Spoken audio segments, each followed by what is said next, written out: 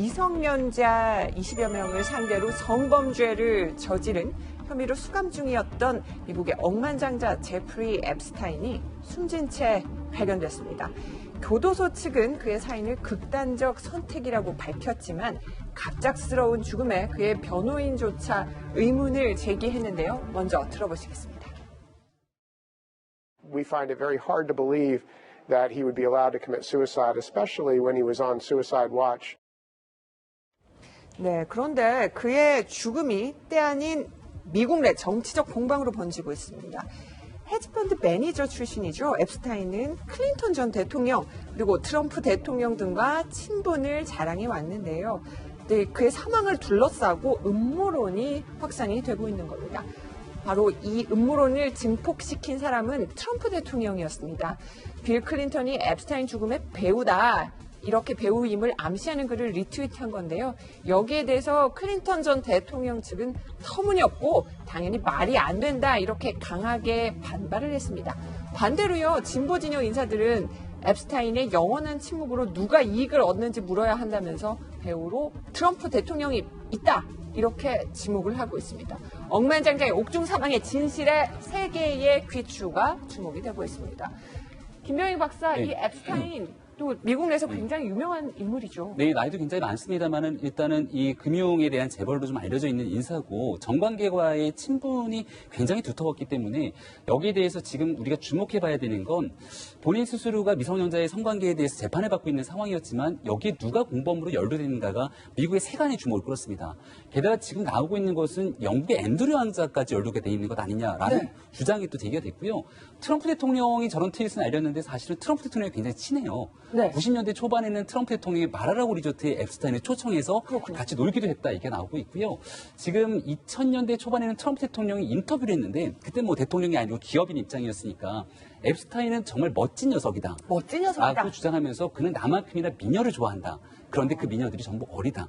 이런 주장을 쏟아냈습니다. 아니 그러면 사실상 그러니까 지금 있게 되는 이런 혐의들을 미성년자 성추행에 대한 의혹들에서 누가 같이 연루돼 있나라고 볼 수가 있는 건데 근데 또 트럼프 대통령이 얘기하고 있던 빌 클린턴의 얘기를 보면은 빌 클린턴 전 대통령이 또 이 앱스타인이랑 친했어요. 그래서 앱스타인의 전용기 비행기에 함께 탑승하거나 그 비행기를 타고 있다라고 하는 내용들까지 같이 쏟아진 바가 있기 때문에 여기에 대해서 누가 같이 연루돼 있나라고는 의혹이 증폭되는데요.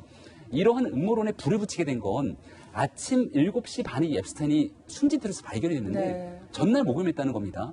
특별 감호 대상이기 때문에 30분마다 체크를 해야 되는 상황 속에서 이 사람이 스스로 목숨을 걸게 누군가가 방치한 것 아니냐? 그리고 그의 죽음으로 인해서 정치적으로 이득이 되는 사람이 누구인가에 대한 얘기들이 증폭되면서 미국 사회뿐만이 아니라 전 세계를 들끓게 하는 이슈가 되지 않는가라는 생각이 듭니다. 이 건에 대해서는 변 변호사님 보니까는 여러 가지로 사망 원인에 대해서 이제 미국에서도 여러 가지로 당국에서 따져볼 것 같습니다. 그렇죠. 근데 우리나라건 미국은 감옥에서 자살한다라는 것은 극히 이례적이고 불가능하거든요. 그러니까 재소자들이 서로에게 뭐 상처를 입힌다라든가 자신의 몸에 상처를 가하는 걸 막기 위해서 뾰족한 물건 같은 것도 전혀 반입이 안 돼 있고 또 이제 목을 맬 수 없도록 어떤 뭐 철봉이라든가 끈 같은 거 반입 자체가 안 됩니다. 그러니까 교정 당국에서 매우 엄격하게 한국과 미국에서 모두 관리를 하고 있다는 말씀이시죠? 그렇죠. 그 정도로 이제 관리가 철저한 상황이기 때문에 스스로 남의 도움 없이 자신이 뭔가 도구를 준비해서 스스로 목숨을 끊는다라는 것은 너무나 이제 물리적으로 불가능하다고 보는 것이 이제 교정당국에 있는 사람들의 일반적인 얘기인데 김 박사님 말씀하셨던 것처럼 더구나 30분에 한 번씩 관찰하는 사람인데 전날 그 스스로 목숨을 끊고 다음날 발견될 때까지 전혀 발견되지도 않았다. 또 자살 방법에서도 별로 언급이 없다라는 것에 있어서 이건 외부의 조력이 있었던 것이 아니냐. 외부의 조력 내지는 외부의 어떤 음모가 있었던 것이 아니냐라는 의심을 할 수밖에 없는 상황인 거죠.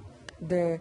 관련해서는요, 박정화 대변인 쭉 보시면서 이 사람의 어떤 정치적 영향력들도 굉장히 미국 내에서도 눈길을 끌고 한국에서도 좀 주목했던 인사는 아닙니까? 워낙 정재계 친분도 많고 돈도 많고 하니까 여러 가지 사교 활동을 굉장히 많이 해서 뭐 전직 대통령, 현직 대통령 다 알고 있었는데 결국에는 석연치 않은 죽음으로 인해서 사실은 진실은 묻혀져 가버린 것 같아요. 근데 우리 클린턴 대통령 참 인지 구조가 참 이해하기가 어려운데 처음에 트럼프 대통령 처음에 2016년도에 그 힐러리 클린턴하고 대선을 붙으면서 이런 또 배후설을 퍼뜨립니다.